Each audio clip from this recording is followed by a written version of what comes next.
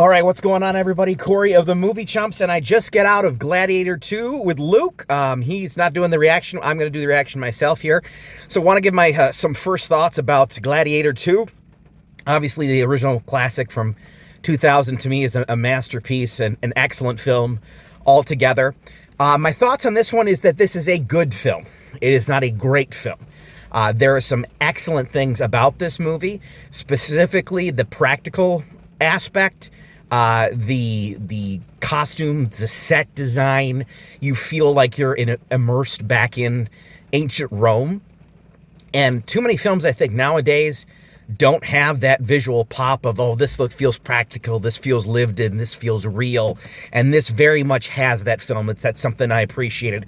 With the exception of some CGI baboons that really were not that good. You'll understand when you see it. As for the story, somewhat kind of basic. You know, you follow Lucius, who in this case has kind of been hidden for most of his life in, I think it was Namibia. At the time was in basically Africa. So it's mostly his journey, and you're emotionally invested in what he does. And I think Paul Mescal was excellent in this film. He's definitely nowhere near Russell Crowe as Maximus, but he's very good. He's very charismatic. The fight scenes in this are fantastic. They're just as good as advertised. Pedro Pascal, sometimes I felt like he was reading lines a little bit. As great an actor as he is, he didn't quite bring it here. And Connie Nielsen was great. It's amazing to see her back and still thriving in this situation and doing fantastic.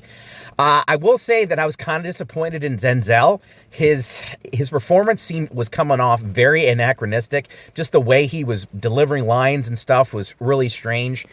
There's some...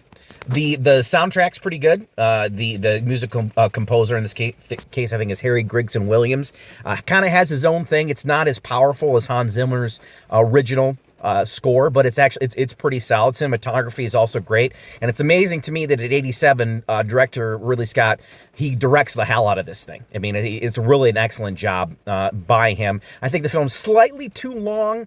There's some weird things that happen that are just kind of like, what's going on here after a certain death late in the movie. But it builds to, I think, a pretty strong climax.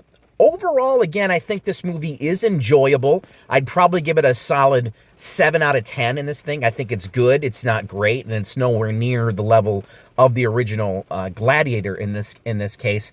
And I think the biggest problem is that sometimes it fails to justify its own existence. I'll put it this way. You're not always going to get a Blade Runner 2049. Like you did with a couple years ago with Denis Villeneuve, where he made a masterpiece sequel to a masterpiece. You're not always going to get that. But this film, I will say this, is entertaining.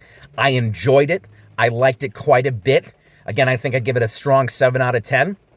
I was hoping for a little bit more, but overall, I did enjoy the film a lot. So, again, that's just my thoughts. Corey of the Movie Chumps here, and I'll see everybody next time.